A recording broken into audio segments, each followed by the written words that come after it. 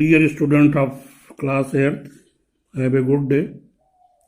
In the continuation of coal and petroleum, today I am going to define petrochemicals.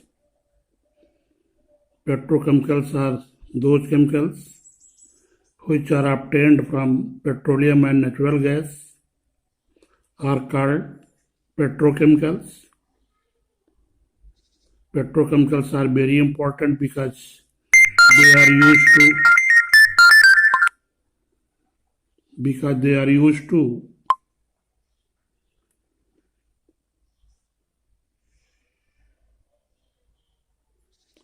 manufacture a wide range of useful materials such as detergent, plastic, synthetic fibers, polyester, nylon, bakelite, synthetic rubber, drugs, dyes, perfumes, fertilizer, insecticides, and explosives. Thus, petroleum is not only a source of fuel, but also provides raw materials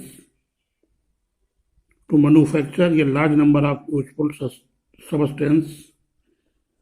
Due to its great commercial importance, petroleum is also called black gold.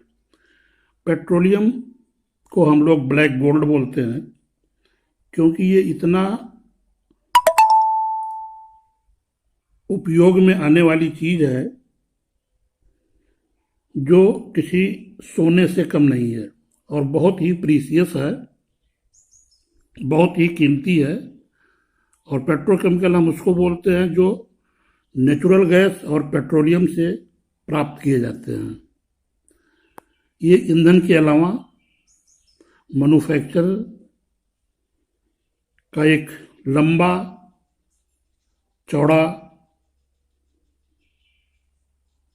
Work जो हमारे पास है उसमें ये लोग काम आते हैं। जैसा कि हमने बताया कि डिटर्जेंट हुआ, ड्रग्स हुआ, सिंथेटिक रबर हुआ, और ये hydrogen gas is obtained as a petrochemicals from natural gas. Natural gas से हम लोग हाइड्रोजन गैस प्राप्त करते हैं। हाइड्रोजन गैस फर्टिलाइजर में उपयोग होता है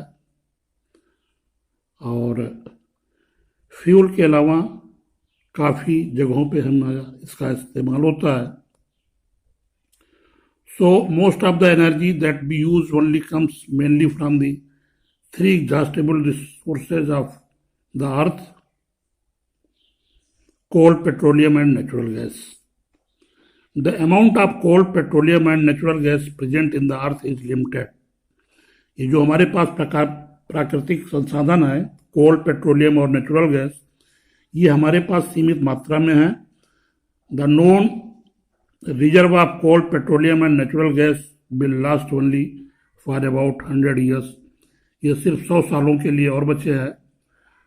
Once the present stock of coal, petroleum and natural gas present in the earth gets exhausted, no new supplies of these fossil fuel will be available to us in the near future. अगर ये खत्म हो गए तो आने वाले भविष्य में हमारे लिए समस्याएं हो सकती हैं। So fossil fuels should be used with care and caution.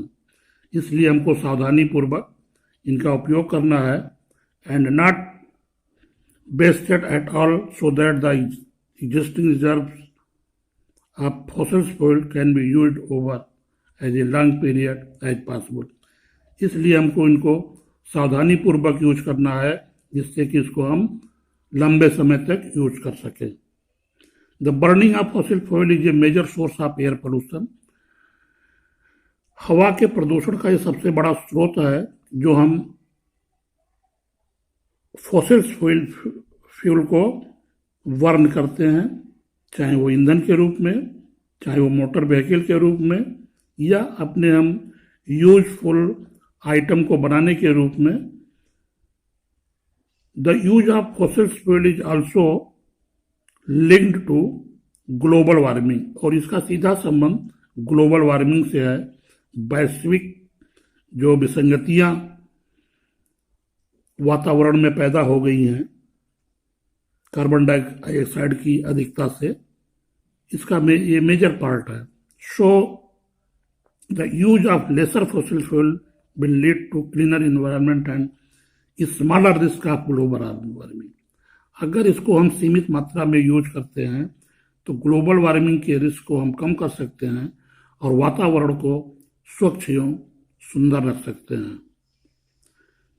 From the above discussion, इस डिस्कशन से we should use fossil fuel only when absolutely necessary. इस प्रकार हम देखते हैं कि जब बहुत ज़्यादा जरूरी हो तो हम फॉसिल फ्यूल को यूज करें, अदरवाइज हम इसको इग्नोर करें।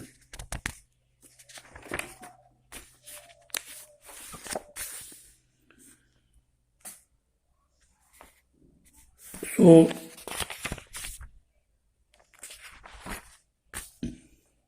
it will ensure the availability of fossil fuel for a longer period of time. Second, it will reduce air pollution and lead to a cleaner environment. It will reduce the risk of global warming. अगर हम लोग इसको सावधानी पूर्वक और जब जरूरत हो तब हम इसका इस्तेमाल करें तो हम इन 3 चीज़ों को बच सकते हैं। एक, ग्लोबल वार्मिंग से बच सकते हैं, एयर पोल्यूशन से बच सकते हैं और इसको हम लंबे समय तक यूज कर सकते हैं। The fossil fuel such as coal, petroleum and natural gas can not be prepare in the laboratory. और ये जो प्राकृतिक संसाधन है, जो गॉड गिफ्टेड है, इसको हम लोग लेबोरेटरी में भी नहीं बना सकते। इसलिए जरूरी है कि प्रकृति के द्वारा प्रदत्त उपहार को हम लोग सीमित मात्रा में उपयोग करते हुए, जब तक कि इसका कोई अल्टरनेट न मिल जाए तब तक हम इसका उपयोग करें और उसके लिए हमें सावधानियां बरतनी पड़ेंगी। अब यह है कि कैसे हम लोग सेव कर सकते हैं पेट्रोल और डीजल को। इसके लिए 4 मेजर सावधानियां बरतनी है। Drive the vehicle at the constant and moderate speed. हमको अपनी व्हीकल को, चाहे वो मोटरसाइकिल हो या कार हो या कोई भी गाड़ी हो जिसमें हम लोग डीजल और पेट्रोल यूज करते हैं, हमारी स्पीड जो होती है वो ज़्यादा तेज नहीं होनी चाहिए, ये कांस्टेंट और मॉडरेट होनी चाहिए। दूसरा है switch off the vehicles engine at traffic lights. जब ट्रैफिक का लाइट रेड हो तो हमें अपनी गाड़ी स्टार्ट नहीं रखनी चाहिए, इसको तुरंत बंद कर देनी चाहिए।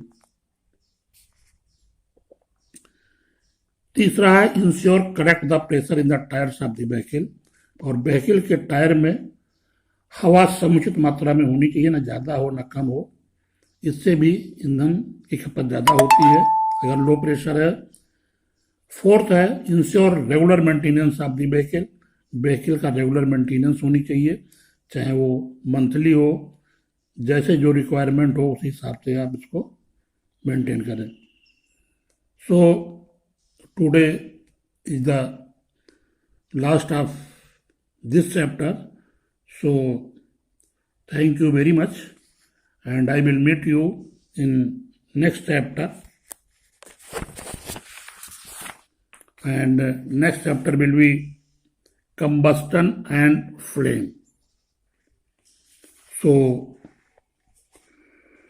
I will discuss in next class combustion and flame.